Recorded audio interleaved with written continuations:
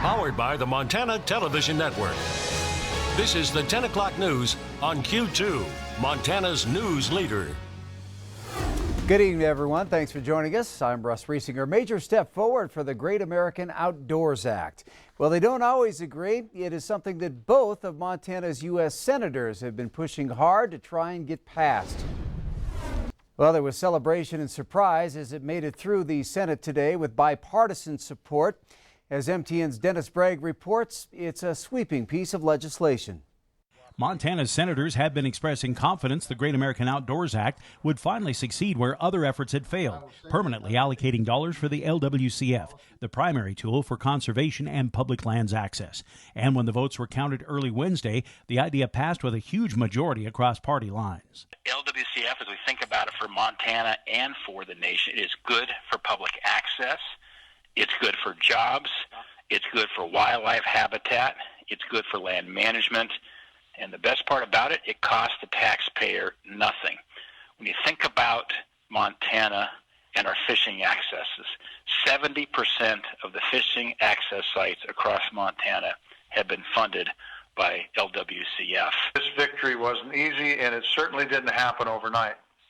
We worked long and hard across the aisle with local conservation groups and public lands advocates around the country to build broad support where it never existed before. In fact, Tester believes it was that broad support, including a positive conversation between Daines and President Trump, which finally convinced Senate Majority Leader Mitch McConnell to clear the way for the legislation. Congress had already decided to keep the Land and Water Conservation Fund a couple of years ago, but there was no money in the checking account.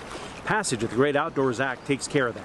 While reaction is positive from many groups, a few critics have expressed concerns the act just means more federal land ownership in Montana.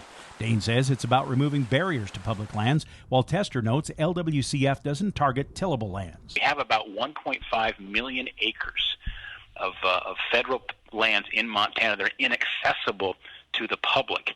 And so this is a very important conservation tool that allows us to get access to federal lands that otherwise aren't accessible.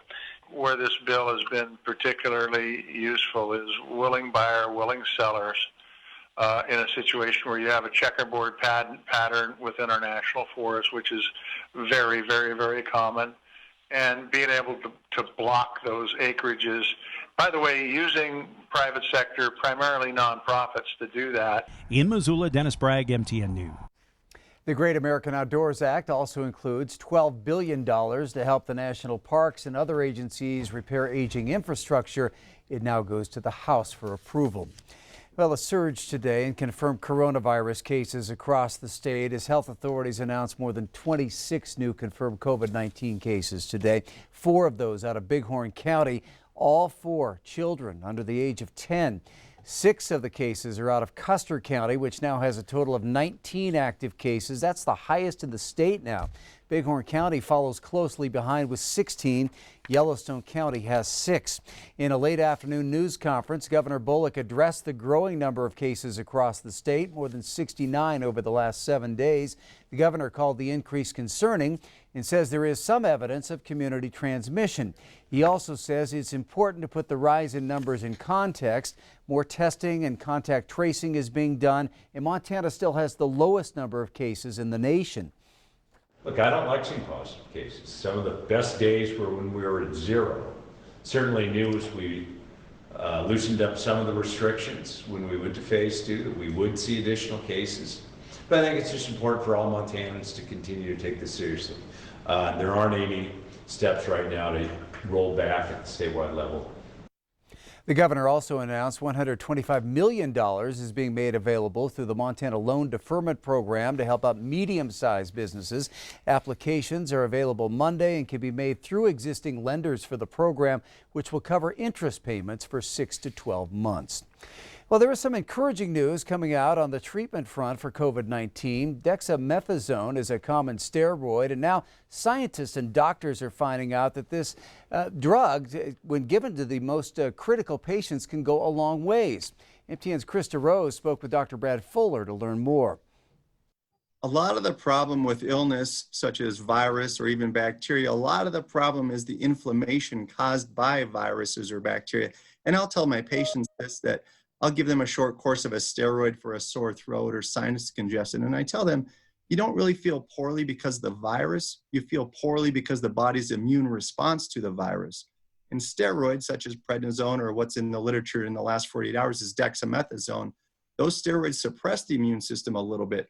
Not a lot, we still need our immune system, but those steroids suppress it a little bit so you don't have the spiking fevers, you don't have the throat pain if it were a pharyngitis. It helps you feel better. So if we can put you on a little bit of a steroid to suppress that overactive immune system, we can really make you feel better, but in this case, save a life up to a third of the patients. Do you see this becoming a regular treatment?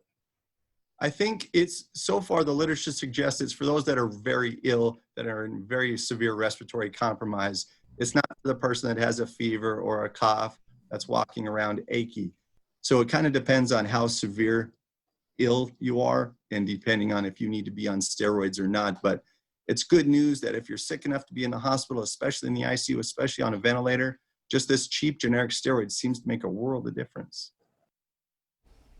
All right, turning now to Chief Forecaster Bob McGuire. And Bob, we got quite a bit of rain today. Hey, got a little rain at your house today? Huh? Did? Yeah, a lot of folks Lon did. was happy. Let me show you how much rain we got at the Billings Airport today. We had a lot of rain out there. Check this out. We've measured 7,200. This is just since midnight. It doesn't count the 900s we had yesterday. This is just since midnight. And you'll notice Billings 7,200s, Butte's 8,300ths of an inch of rain. You had half an inch over in Bozeman. Same thing at Livingston. Miles City had a quarter inch of rain. So yeah, we've had a lot of rain out there. Now, we still have this going for us, a winter weather advisory for the Beartooths until tomorrow morning. Could see another 4 inches of snow up in that area. And so how much more snow or rain we're going to get? You can see it's snowing in the Beartooths right now. Rain showers here in the Billings area seem to be winding down, but we still have another batch to come later tonight. And so how much more precip will we get out of this? Well, the computer model says maybe another 5/100ths of an inch for Billings, maybe quarter inch for Bozeman, Miles City about 1/1400ths of an inch. We'll see. And then the weekend comes and it looks very nice. We'll chat about that coming up in a few more minutes. Thank you, Bob. The family of a man killed on the Crow Reservation has decided to settle its decade-long lawsuit accusing the FBI of unequal law enforcement for Native Americans. Stephen Bearcrane was shot and killed by a co-worker in 2005. His family claims the FBI agent who worked on that case assumed the shooting had been in self-defense and didn't do a proper investigation. The suit filed in federal court claims the FBI treated cases involving Native Americans differently. Bearcrane's mother says despite settling the suit, the family will continue to push for justice in his case.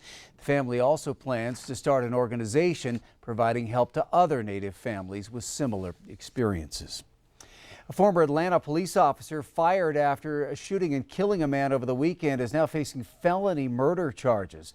That's one of 11 charges filed against Garrett Rolfe in the shooting death of Rayshard Brooks.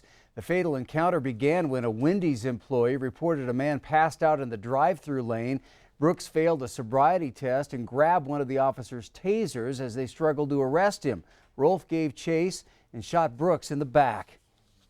For some period of 2 minutes and 12 seconds, there was no medical attention applied to Mr. Brooks. What we discovered is during the 2 minutes and 12 seconds that Officer Rolfe actually kicked Mr. Brooks while he laid on the ground.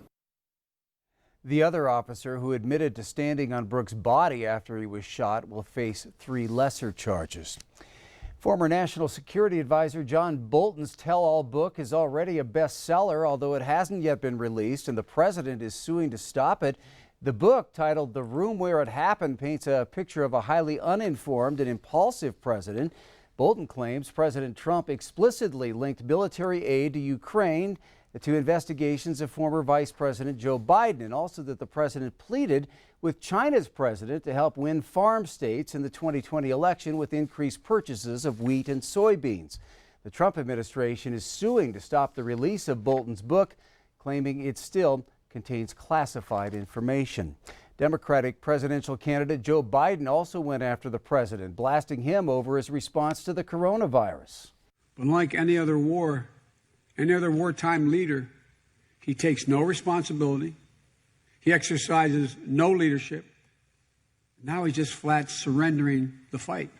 Instead of leading the charge to defeat the virus, he just basically waved a white flag and has retreated. Well, President Trump fired back in a tweet this evening, calling Biden a total failure in government. Still ahead on the Q2 10 o'clock news, some good news tonight for Highline residents in danger of losing their water source as a repair project looks to keep that water flowing. We'll have details in tonight's Montana Ag Report. And in sports, the Mustangs were hoping to play ball this week. Instead, their season and future is in serious jeopardy. We'll hear from GM Gary Roller on what went wrong. You're watching MTN News with Janelle Slade and Russ Riesinger. Storm Tracker weather with Bob McGuire. And sports with Scott Breen. This is the 10 o'clock news on Q2, Montana's news leader.